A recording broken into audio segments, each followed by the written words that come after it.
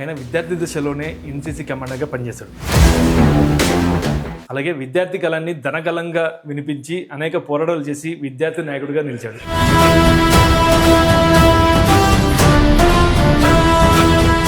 రాజకీయ నాయకుడిగా, ఎమ్మెల్యేగా, ఒకసారి ఎంపీగా 2 సార్లు పోటీ చేసి ప్రజానాయకుడిగా నిలిచాడు.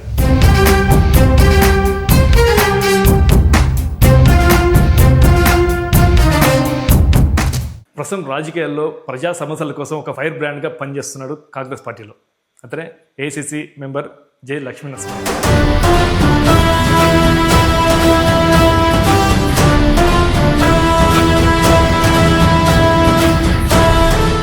లక్ష్మీనరసింహ యాదవ్ గారు, మీరు చిన్నప్పట్లోనే ఎన్సీసీ కమాండర్గా పనిచేశారు. ఇప్పుడు రాజకీయ నాయకునిగా 2 సార్లు ఎంపీగా, ఒకసారి ఎమ్మెల్యేగా ప్రధాన పోటీలో నిలబడినారు. ఎలా సాధ్యమైంది ఇంతకు? గంగుల వర్గంలో గంగుల ప్రతాప్ రెడ్డి, గంగుల ప్రభాకర్ రెడ్డి వీళ్ళంతా కూడా మా ఫ్యామిలీతో బాగా అటాచ్లో ఉంటారు. ముఖ్యంగా ఫ్యాక్షన్. మీ ఫాదర్ వాళ్ళు మొత్తం ఉండేది కూడా Allagadda side. Allagadda area, Nandyal parliament అంటే ఒక ఫ్యాక్షన్ గ్రామాలు ఇవన్నీ కూడా. ఆలగడ్డ నుండి ఇంటికి వచ్చి మీరు విద్యార్థి సంఘం సపరేట్ ఏర్పాటు చేస్తే సపోర్ట్ వచ్చిందే లేదా? నాకు ఎస్ఎఫ్ఐ, ఏఎస్ఎఫ్ల నుంచే ఎదురు గొడవలు స్టార్ట్ అయినాయి. అరే ఎందుకు కులను ప్రస్తావన తీసుకొస్తున్నావు? ఎస్టీబీసీ కాలేజ్ దగ్గర నా బ్యానర్ కడితే సించేయడం, ఎస్సీబీసీ మైనార్టీ యోచించారు. అప్పుడు నేను గబ్బూర్ సార్ దగ్గరికి వెళ్ళినాం.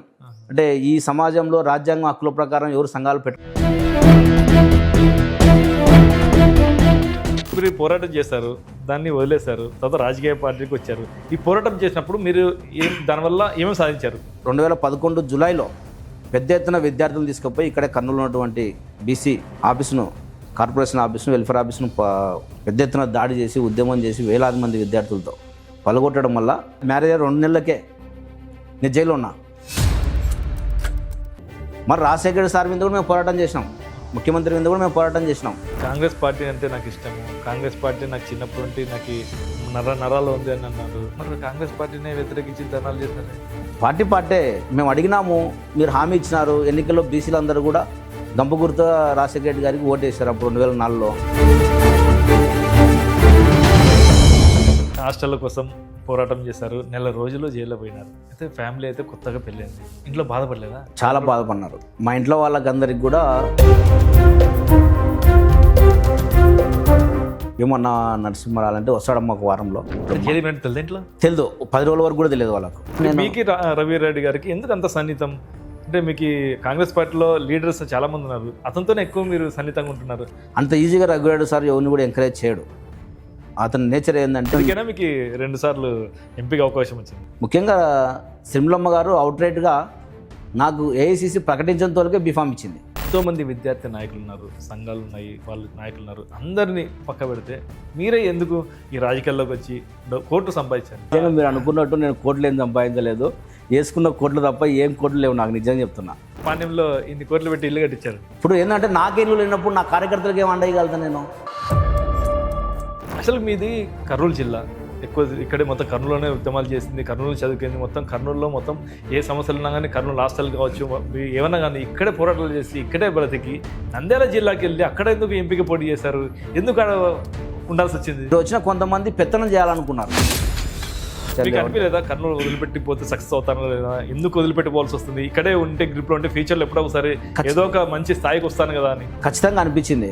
కానీ పార్టీ అధిష్టానం ఆ రోజు రఘురెడ్డి సార్ గారు పిసిసి ప్రెసిడెంట్గా ఉన్నారు, నువ్వు ఖచ్చితంగా పోటీ చేయాల్సిందే అన్నారు. మళ్ళీ ఎందుకు అక్కడ జిల్లా అధ్యక్ష పదవి వదులుకొని మళ్ళీ కర్నూలుకి ఇక్కడ ఇన్ఛార్జిగా ప్లస్ పాణ్యం సమన్వయకర్తగా ఉన్నారు? ఎవరైనా కానీ ఒక కాన్ఫిడెన్స్ ఎంచుకొని ఖచ్చితంగా ఈసారి అసెంబ్లీలో అడుగు పెట్టే దిశగా. మీరు ఇప్పుడు ఏ party? Congress party. Congress party కదా, కాంగ్రెస్ పార్టీతో నిబద్ధత ఉంటారు కదా. ఇతను ఎవరు? రామ్మోహన్ నాయుడు, కొల్లు రవీంద్ర గారు. ఈ పార్టీ ఏ పార్టీ? వీళ్ళు టీడీపీ. చంద్రబాబుతో కూడా ఉంది, నా ఫోటో చూపించండి. టీడీపీ వాళ్ళతో కూడా మెయిన్ లీడర్తో సన్నిహితంగా ఉన్నారు, వాళ్ళతో కూడా ర్యాప్ పెట్టుకున్నారు. సింహ కాంగ్రెస్ పార్టీ ఓన్లీ కండువ కోసమే.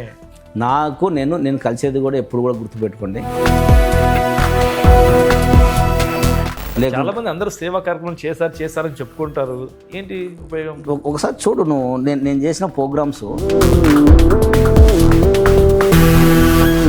చెప్పండి, మీ గోల్ చెప్పండి, మీరు ఏ విధంగా ముందుకెళ్తారు? ఖచ్చితంగా నేను వచ్చే 2029 ఎన్నికల్లో ఖచ్చితంగా